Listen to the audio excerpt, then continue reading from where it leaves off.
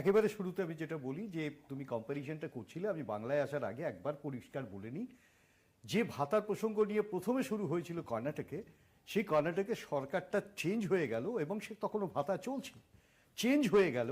Perception, একেবারে ঠিক কথা বলেছেন, পারসেপশনটা 40%-এর সরকার, মানে আমি বলছি যখন সরকার দুর্নীতিগ্রস্ত হতে হতে 40%-এর সরকার ট্যাগলাইন হয়ে যায় তখন কোনো ভাতা কাজ করে না।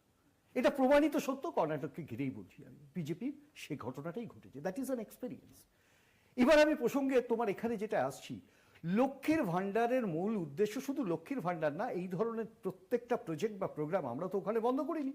সুতরাং আমাদের থেকে এটা আশা করা যেতেই পারে তাকে বাড়িয়ে নিয়ে যেতে পারি, তার নাম পরিবর্তন হয়তো আমরা করি না, এটা এটা আমাদের গেম নয়, কিন্তু একটা জিনিস আমরা পরিষ্কারভাবে বলতে পারি, ক্ষমতায়নের জন্য, এম্পাওয়ারমেন্টের জন্য, উইমেন স্কিমস এম্পাওয়ারমেন্টের জন্য আমাদের এটা প্রয়োজন এবং এটা বাস্তব ক্ষেত্রে প্রয়োজন, এটা ইকোনমিক্যালিও প্রয়োজন।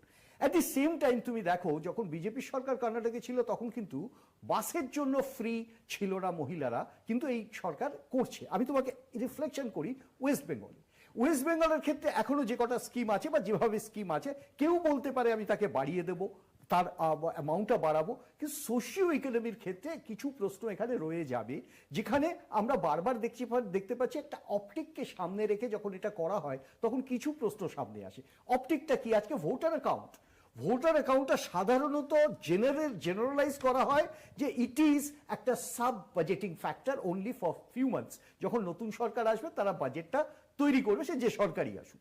এখন প্রশ্নটা হচ্ছে ভোটার অ্যাকাউন্টটাকেও যদি কখনো কেউ একমাত্র উদ্দেশ্য করে শুধু ভোট প্রচার, আই মিন ভোটকে সামনে রাখা, তাহলে কিন্তু লক্ষ্মীর ভান্ডারে 500 টাকা বাড়ুক, সকলে এনজয় করুক, আমার মা বোনেরা এনজয় করুক, that is fine. At the same time আমাকে বুঝতে হবে কয়েকটা কোয়েশ্চেন এখানে উঠে গেল। একটা কোয়েশ্চেন হচ্ছে, আমি দেখলাম টোটাল বাজেটটা নিয়ারলি 4 লাখ ক্রোর্স, 3.97 ক্রোর্স, এইরকম লাক্স ক্রোর্স, ঠিক এইরকম একটা জায়গাতে টোটাল বাজেটটা কততে আছে? 2,87,000। না, টোটাল বাজেটটা, এন্টায়ার বাজেটটা, উধারিটা কত? 7.9 কত আছে? যেটা যেটা যেটা যেটা টোটাল ডেট লাইনটা কত আছে? 7,90,000 বোধ হয়, সম্ভবত 7,90,000। দ্য ডিফারেন্স কত আছে? আমি আসবো এই প্রসঙ্গে, আমি এখানে বলে শেষ করে নিই।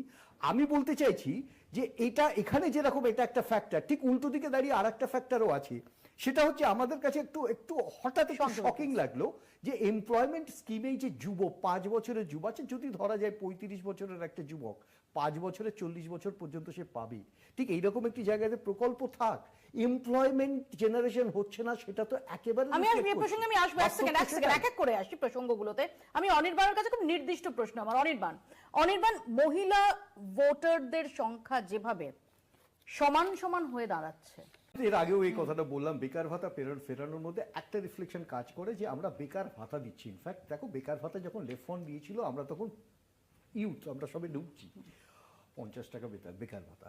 ইনসিডেন্টালি সেই বেকার ভাতা ফিরে আসাতে একটা জিনিস তোমাকে ফোকাল পয়েন্টে রাখা হলো যে আমি কোয়েশি এমপ্লয়মেন্ট পর্যন্ত দিতে পারছি না, বিকল্প স্থায়ী চাকরি কেন, আমি যে 100 দিনের গ্যারান্টি এই ধরনের কাজও আমি দিতে পারছি না। অ্যাবসলিউটলি। আমি তোমাকে এবার পাশাপাশি যেটা বলি, আমি একটা জিনিস পরিষ্কার বুঝি, এই বাজেটের মধ্যে থেকে তো একদম স্ট্রেট এমপ্লয়মেন্ট জেনারেশনের ক্ষেত্রে ডিরেক্ট কোনো ফোকাল পয়েন্ট আছে কিনা, মানে আমি ওকে সমর্থন করেই বিশেষভাবে বলি। গিগ ইকোনমি ভীষণ র্যাপিডলি বাড়ছে, শুধু পশ্চিমবাংলা না, সারা ভারতবর্ষে। কনসেপচুয়াল ইকোনমি এবং তার সাথে অর্গানাইজ সেক্টরের ক্ষেত্রে যে সোশ্যাল প্রোটেকশন, এরা তো সামাজিক উন্নয়নের কথা বলে, সেটা কোথায়? এটা হচ্ছে দ্বিতীয় প্রশ্ন। আর তৃতীয় প্রশ্নটা হচ্ছে যে আমরা কিন্তু বারবার এটা বুঝতে হবে, আমরা সামিট দেখছি, আমরা দেখছি এখানে ইন্ডাস্ট্রিয়াল গ্রোথে, আজকেই বলেছেন 8টা স্পেসিফিক ইন্ডাস্ট্রিয়াল হাব হচ্ছে, এভরিথিং ইজ রেডি, 45% অ্যাসেট, যেটা ধার থেকে হলেও তারা কিন্তু অ্যাসেট তৈরি করেছেন, মানে ইনফ্রাস্ট্রাকচার। আমাকে বুঝতে হবে বিজনেস কোথায়, ইন্ডাস্ট্রি কোথায়।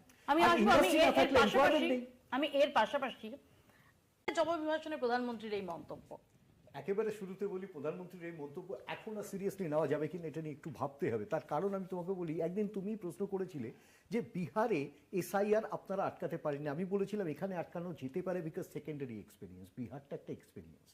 আমি তোমাকে পরিষ্কারভাবে যেটা বলি, বিহারে তুমি একটা দেখো তো, ঘুষপেটিয়ার ক্ষেত্রে বিহারেও তো একই প্রশ্ন উঠেছিল, কতজনকে বার করতে পেরেছে, দিস ওয়ান পয়েন্ট। সব থেকে বড় প্রশ্ন এখানে, আমরা শুরুতে বলেছিলাম পশ্চিমবাংলা অনুপ্রবেশকারী আছে, পশ্চিমবাংলা একটা বিএসএফ লাইন আপও আছে, আমরা জানি কেন্দ্রীয় সরকারের কন্ট্রোল আছে, বিএসএফ লাইন আপ আছে, তার অ্যাম্বিট 15 থেকে 50 পর্যন্ত কিলোমিটার পর্যন্ত বাড়িয়েছে। গতকাল সুপ্রিম কোর্টে দাঁড়িয়ে সওয়াল করে মমতা বন্দ্যোপাধ্যায় যে বার্তাটা দিতে চাইলেন যে বিজেপি বিরোধিতায় তৃণমূল কংগ্রেসের মতো সোচ্চার সরবার কেউ নেই, সেটাই কি ভ্যালিডেটেড হলো না? আজকে রাজ্যসভায় জবাবি ভাষণে প্রধানমন্ত্রী এটা নিয়ে মন্তব্য করলেন বা করতে বাধ্য হলেন।